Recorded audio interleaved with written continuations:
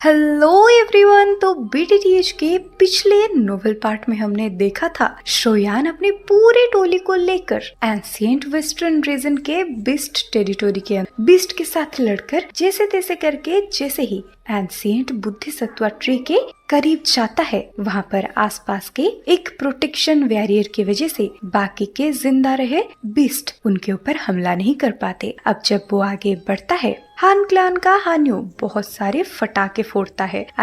बहुत सारे बात बोलकर सबके सर में फटाके फोड़ता है। वो अपने एंसेस्टर के बारे में बोलता है जो थे बैंसिंग लेवल पर और यहाँ बुद्धिसत्वा ट्री के पास आए थे। उसके बाद वो कभी अपने हान क्लान पर वापस नहीं गए। ये सारी बातें को सुनकर वो सब सरप्राइज हो जाते हैं, लेकिन फिर भी हान्यू के ऊपर कोई उतना ज्यादा भरोसा नहीं करता। तो वो जैसे ही एंशिएंट बुद्धिसत्वा ट्री के 1000 किलोमीटर के दायरे पे जाते हैं, उनको 5 बैंशिंग लेवल के पपेट दिखाई देते हैं और उनमें से एक पपेट तो वही हान क्लान का एंसेस्टर ही होता है। अब ये देखकर शोयान सबको मोटिवेट करने लगता है और कहता है मेरा ग्रुप एक बैंशिंग लेवल के वॉरियर के साथ लड़ सकता है। अब यहीं से ही स्टार्ट होता है बैटल थ्रू द हेवन का नेक्स्ट नोवेल पार्ट। आगे हमें दिखाया जाता है शोयान के बातों को सुनने के बाद सब डर तो जाते हैं, लेकिन कोई भी अपने पाँव को पीछे नहीं करता। तो ये देखकर शोयान भी कहता है चलो, तो अभी के लिए हमारे पास ऑल आउट बैटल के अलावा कोई दूसरा विकल्प नहीं है। और मैं आप सबको बता दूं, हमारा ग्रुप एक एलाइट बैंशिंग लेवल के वॉरियर को कंट्रोल कर लेगा और बाकी के 4 बैंशिंग पपेट्स को आप लोग अपने हिसाब से बांट लो। अब हान्यू फालतू की बात ना करते हुए सीधे के सीधे शोयान को कहता है हाँ, तो और एक पपेट को हम ब्लॉक करेंगे। अब जूफेंग भी थोड़ी टाइम तक हेजिटेट करने के बाद बोलता है ठीक है फिर, और एक पपेट को हम संभालेंगे। अब इन दोनों फ्रैक्शंस को अपने साथ अलायंस बनाते हुए देख बचे हुए बाकी के चारों क्लान्स को देखकर शोयान कहता है बाकी के 2 बैंशिंग को आप चारों के ऊपर छोड़ा जाता है। और मैं आप सबको बता दूं, भले ही बाकी के चारों फ्रैक्शंस हेवन फोनिक्स ट्राइब और हान क्लान की तरह रिनाउंड नहीं है, लेकिन उनका स्ट्रेंथ भी टेरिफाइंग था और उनके साथ भी कम से कम 2 डाउजन के पीक लेवल के बंदे प्रेजेंट होते हैं। इधर शोयान कहता है तो आप सब लोग क्या कहते हो। अब शोयान की बातों को सुनकर बाकी के 4 फ्रैक्शंस एक दूसरे के मुंह को ताड़ने लगते हैं, लेकिन वो सब जैसे ही एंशिएंट बुद्धिसत्वा ट्री के हार्डकोर को देखते हैं, वो सब लोग बिना हिचकिचाए अब शोयान के बाद में राजीनामा भरते हैं। अब ये सुनकर शोयान एक गहरी सांस को छोड़ते हुए कहता है जब कोई भी ऑब्जेक्शन नहीं उठा रहा तो चलो फिर हमला किया जाए। और हम सबको तो पता ही है, शोयान के लिए ये पहली बार था जब वो बैंशिंग लेवल के वॉरियर के साथ लड़ रहा है। भले ही इस पपेट्स के स्ट्रेंथ जेन्यून बैंशिंग लेवल के वॉरियर के साथ कंपेरेबल ना हो, लेकिन इनके नाम से पहले सेंग यूज होता है। तो कोई भी चीज अगर सेंग से रिलेटेड है उसे एक्सट्रीमली पावरफुल माना जाता है। अब ये सोचते सोचते शोयान आगे बढ़ता है और इस टाइम के दौरान उसके बॉडी के अंदर से उसकी डाउकी रिलीज होने लगता है। अब शोयान जैसे ही अपने कदमों को 3 कदम आगे लेता है, वो 5 बैंशिंग पपेट शोयान को देखने लगते हैं। इसी टाइम पर उन 5 पपेट में से एक पपेट शोयान की तरफ आगे बढ़ता है। अब वो शोयान के सामने अपेयर होके एक फ्राइटनिंग पाम को लाइटनिंग स्पीड के साथ शोयान की तरफ थ्रो करता है। अब बैंशिंग पपेट का ऐसा वार को देखकर शोयान भी अपने पैरों को जमीन पर पटकता है, जिसके चलते जमीन से एक बहुत बड़ा लावा पिलर आगे शूट होता है। अब जैसे ही शोयान का ये पावरफुल टेक्निक उस पपेट के बॉडी के साथ टकराता है, वो पपेट बस थोड़ा सा हिलता है। अब ये देखकर शोयान बहुत ही ज्यादा सरप्राइज हो जाता है, क्योंकि शोयान के ये पावरफुल अटैक अगर कोई दाउजुन के पीक एक्सपर्ट को टच करता है, वो बंदा उठने के कगार पर भी नहीं होता। लेकिन वहीं पर ये बैंशिंग पपेट सिर्फ और सिर्फ थोड़ा सा अपनी जगह से हिला था। अब सामने से दोबारा से बिना कोई हेजिटेशन के बैंशिंग लेवल का पपेट दोबारा से शोयान के ऊपर हमला कर देता है। लेकिन इसी टाइम पर शोयान के सामने एक दाव के पिलर प्रेजेंट हो जाता है। अब वो दाव के पिलर स्पेस को पेनिट्रेट करके सीधे के सीधे स्मैश हो जाता है पपेट के बॉडी के तरफ। और यहाँ हमें दिखाया जाता है भले ही उस पपेट का अटैक डिस्ट्रॉय हो जाता है, लेकिन उस पपेट का बाल भी बांका नहीं होता। अब जब शोयान के ग्रुप को हान्यू एक पपेट के साथ लड़ते हुए देखता है। हान्यू भी अब पीछे नहीं रहता,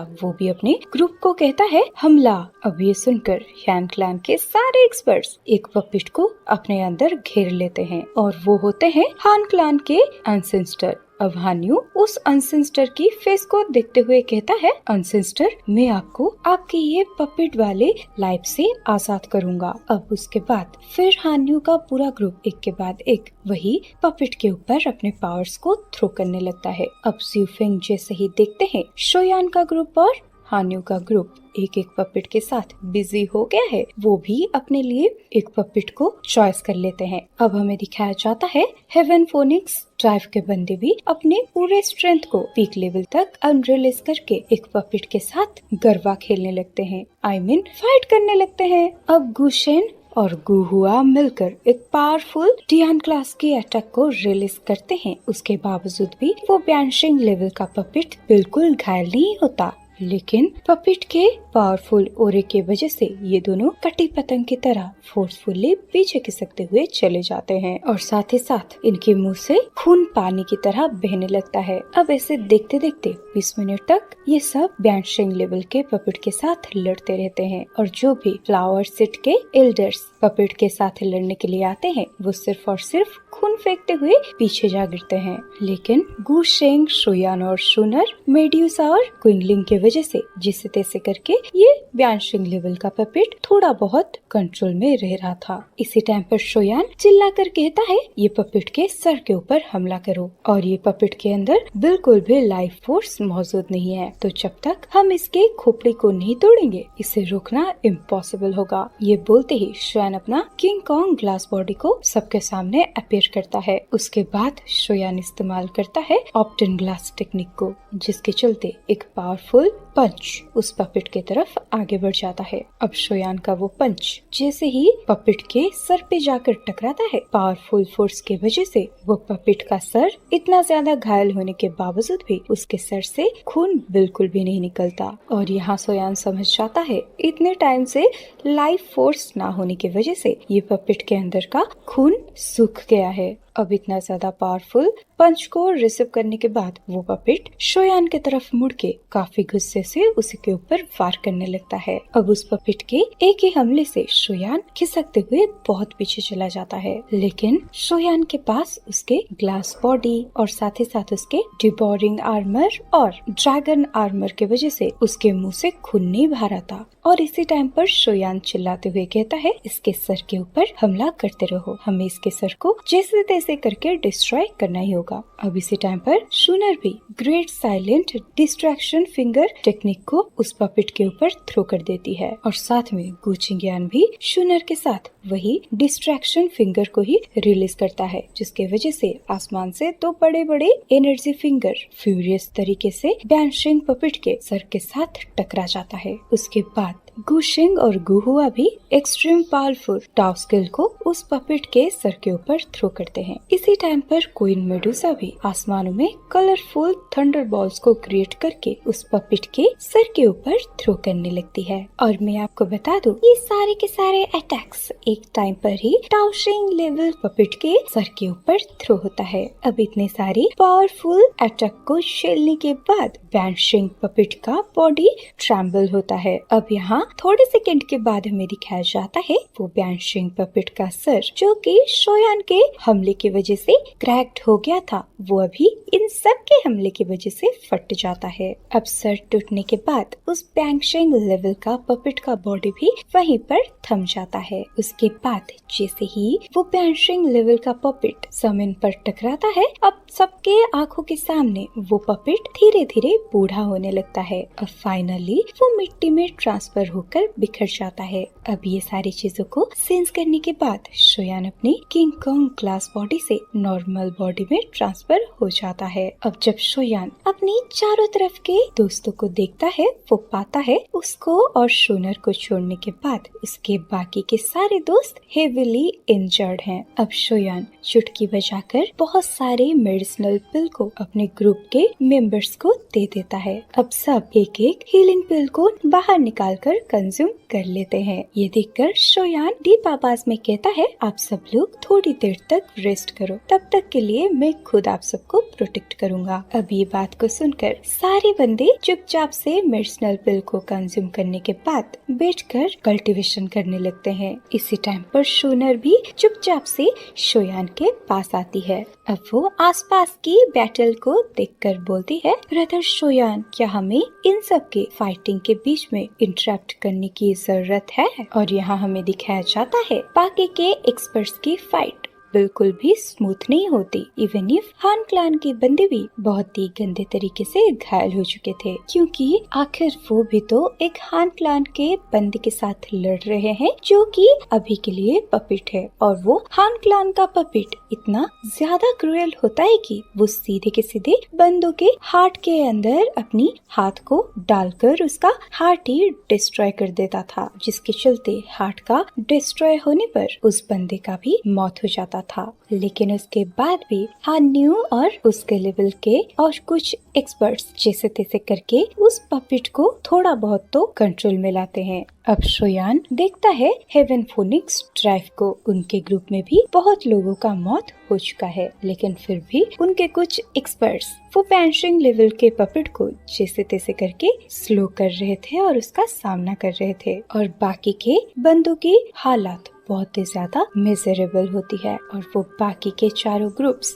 अपनी सर से लेके एड़ी तक का स्ट्रेंथ लगा रहे थे। हालांकि इन सब के अंदर भी एनर्जी और स्किल्स भर भर के थी, लेकिन उन सब के बीच का कोऑपरेशन उतना अच्छा नहीं होता, जिसके वजह से बैंशिंग लेवल की पपिट के हाथों से बहुत सारे 1000 क्लास की एक्सपर्ट्स का जान जा चुका है। अब सारी चीजों को नोटिस करने के बाद शोयान सोनर के तरफ मुंह मोड़ते हुए उसको समझाते हुए बोलता है, नहीं, हमें बिल्कुल भी इनके बीच में टांग अड़ाने की जरूरत नहीं, हमें बस अपनी ध्यान रखना होगा, क्योंकि एट द एंड ये सब हमारे कंपिटिटर्स हैं। क्योंकि ये बैंशिंग लेवल के पपिट को हराने के बाद ये सारे लोग सीक्रेटली वो सारे बंदों को हमला करेंगे जो कुछ टाइम पहले उनका अलायंस थे, तो हमें इन लोगों के फाइटिंग में इंटरवेल करने की कोई जरूरत नहीं है। ये सुनकर शूनर अपनी सर को हाँ में हिलाती है, और सारी बातों को समझने के बाद वो सोचती है कि हाँ, अगर मैं दया दिखाकर इन लोगों की हेल्प करूँ भी तो फिर यही लोग कुछ टाइम के बाद मेरे ही ग्रुप के ऊपर टूट पड़ेंगे। अब शोयान नोटिस करता है वो एंशिएंट बुद्धिसत्वा ट्री के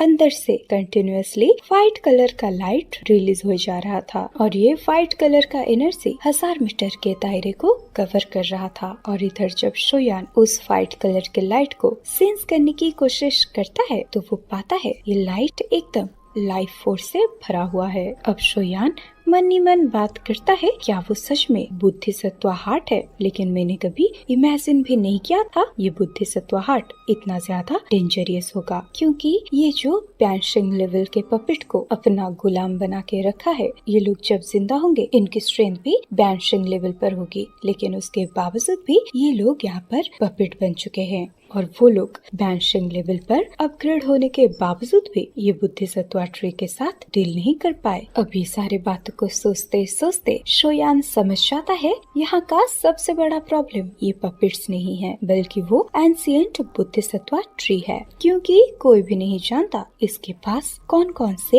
इंडिविजुअल पावर्स हैं। तो मुझे लगता है इस बारी हमें और भी ज्यादा केयरफुल रहने की जरूरत है, वरना ये ट्रेजर्स तो क्या, यहाँ पर हम अपना जान भी गवा सकते हैं। अब इसी टाइम पर शोयान देखता है हान्यू के तरफ, और हान्यू अपना एक पावरफुल पंच को थ्रो करके उसी के हान क्लान के अनसेंस्टर पपिट का सर तोड़ देता है, जिसकी वजह से वो पपिट भी मर जाता है, और अभी के लिए दो पपिट का काम तमाम हो चुका है। और अब हान्यू एक चैन की सांस लेता है, और अब हान क्लान के बंदे ये पपिट को खत्म करने के बाद वो सब भी कल्टीवेशन में चले जाते हैं। अब करीब 10 मिनट के बाद हेवन डेमन फोनिक्स ट्राइब का भी बैटल खत्म हो जाता है, और वो उस बैंशिंग पपिट का काम खत्म कर देते हैं, लेकिन उनके 3 एक्सपर्ट्स का मौत हो चुका था। और फाइट खत्म होने के बाद हेवन डेमन फोनिक्स ट्राइब के बंदे भी कुछ पिल को कंज्यूम करके अपने ट्रेनिंग स्टेट में एंटर कर जाते हैं। इस टाइम पर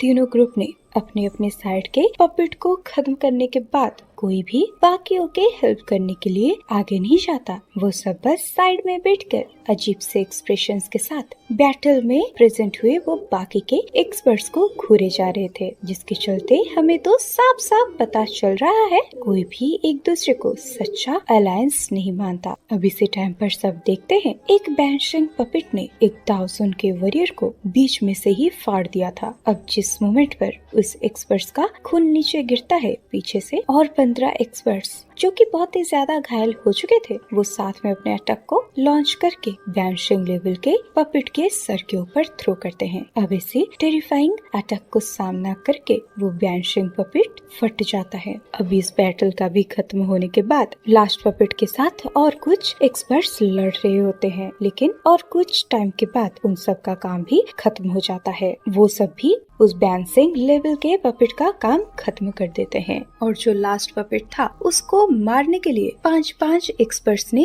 अपनी जान को गवा दिया था। अब ये सारी बैटल खत्म होने के बाद बैटल कर रहे वो सारे एक्सपर्ट्स चुपचाप बैठकर कल्टीवेशन में चले जाते हैं। उनका बिल्कुल भी इच्छा तक नहीं होता अपनी जगह पर खड़े होने का। अब जब सारे बैटल खत्म हो गया था, हमें शोयान के ग्रुप के सारे मेंबर्स का आंखें खुलते हुए दिखता है। तो अब शोयान सबको बोलता है, मैं सबको पहले से ही वार्निंग दे देता हूँ, जिनकी स्ट्रेंथ 6 स्टार 1000 से कम है वो लोग प्लीज आगे जाने की कोशिश भी ना करे। अब ये बात को सुनकर सभी लोग हेजिटेट करने लगते हैं, लेकिन जब वो सारे बंदे सोचते हैं कि अभी के लिए उनके सामने बैंशिंग पपेट्स थे और किसी को कुछ भी नहीं पता आगे और कितने पावरफुल एनिमीज उनका वेट कर रहे होंगे, तो वो लोग भी ना चाहते हुए अपने सर को हाँ में हिलाते हैं। और वो सब समझते थे कि अगर किसी के पास उतना ज्यादा स्ट्रेंथ नहीं होगी तो वो बस आगे जाकर अपनी मौत को न्योता देगा। अब ये सारे बातों को सुनने के बाद फ्लावर सेट के कुछ एल्डर्स बोलते हैं, जूनियर पवेलियन चीफ,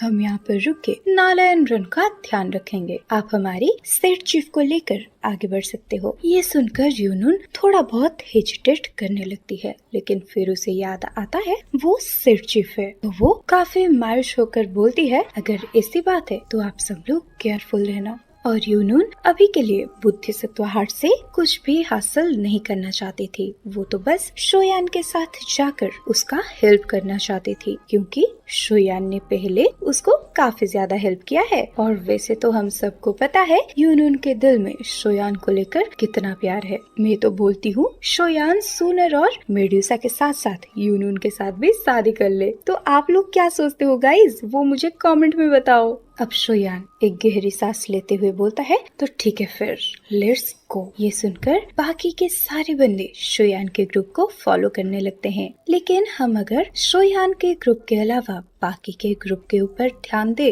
वो सब बहुत ही ज्यादा थके थके लग रहे थे। लेकिन क्योंकि अभी के लिए शोयान वो बुद्धि सत्वा ट्री के पास जा रहा है, ये लोग भी अपने दिल के अंदर के एक्साइटमेंट को कंट्रोल नहीं कर पाते। और भले ही वो सब अभी के लिए घायल हो, लेकिन वो लोग शोयान के पीछे जाने लगते हैं, क्योंकि कोई भी नहीं चाहता था खाली हाथ यहाँ से वापस लौटने को। अब थोड़ी टाइम के बाद जब वो फाइनली एंशिएंट बुद्धि सत्वा ट्री के पेड़ के पास पहुंच जाते हैं, वो फील करते हैं ये पेड़ कितना ज्यादा बड़ा है। अब जब सारे बंदी बड़े से एंशिएंट बुद्धि सत्वा ट्री के नीचे अपेयर हो जाते हैं, वो ट्री के अंदर से एक चमकीली लाइट आकर उन सब के टोली को रैप कर देता है, आई मीन अपने अंदर ही खींच लेता है। और वो सब फील करते हैं उनके बॉडी के अंदर बिल्कुल भी डाउ की फ्लो नहीं हो रहा। अब जब बाहर प्रेजेंट हुए नालायन रन का ग्रुप ये सारे बंदों के डिसअपियरेंस के बारे में सोचता है, वो लोग सरप्राइज हो जाते हैं। अब सीन चेंज होकर आता है शोयान के ऊपर, और शोयान अपने चारों तरफ सिर्फ सफेदी के अलावा कुछ और नहीं देख पाता, और उसके पास उसका कोई भी दोस्त या कोई भी दुश्मन प्रेजेंट नहीं होता। और ना जाने क्यों उसके दिमाग में बहुत सारी चीजें चलने लगता है। अब शोयान खुद से बड़बड़ाते हुए कहता है, क्या हुआ?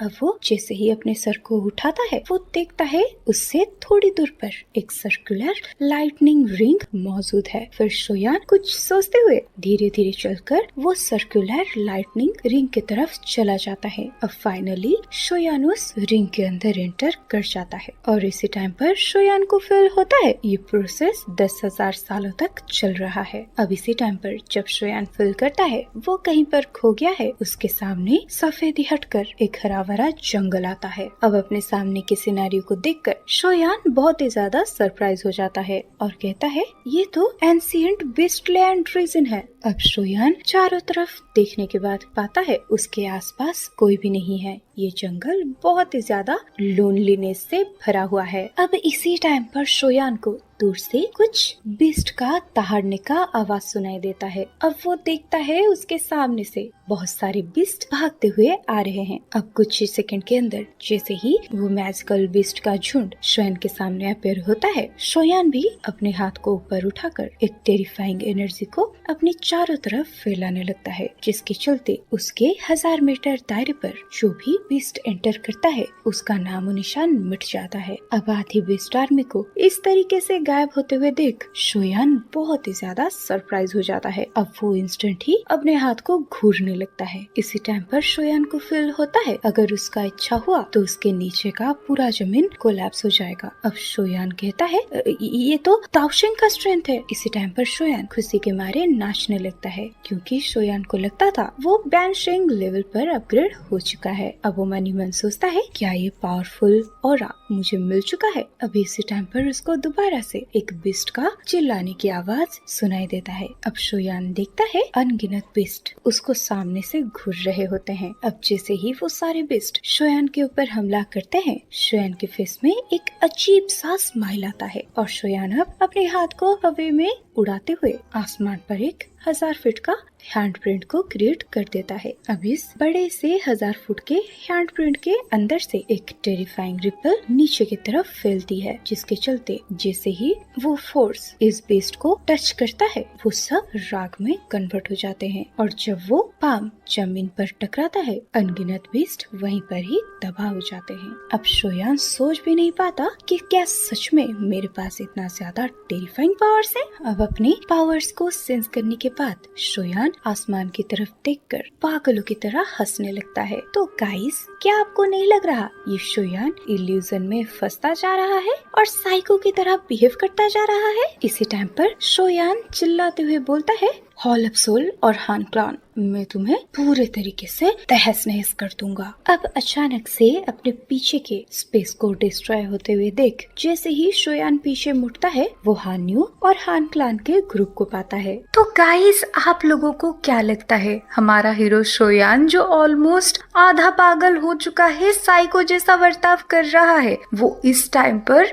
जैसे ही हान क्लॉन के बंदों को देखेगा कैसे रिएक्ट करेगा, या फिर हान क्लॉन के बंदे शोयान को अकेले देखकर अपने लपेटे में ले लेंगे? तो आपको क्या लगता है मुझे जल्दी से कमेंट में बताइए। और वैसे तो आगे क्या होगा ये हमें नेक्स्ट पार्ट में ही पता चलेगा। तो आप अगर नेक्स्ट पार्ट को अभी देखना चाहते हो तो चैनल के सब्सक्रिप्शन अवेलेबल है, आप उसको ले सकते हो क्योंकि नेक्स्ट पार्ट बहुत ही ज्यादा इंटरेस्टिंग होने वाला है। मैं खुद एक्साइटेड हूँ नेक्स्ट पार्ट के लिए। तो चलो गाइज, आज की वीडियो अगर आपको पसंद आई है तो वीडियो को लाइक और चैनल को सब्सक्राइब करने के साथ साथ एक प्यारा सा कमेंट कर देना। चलो बाय।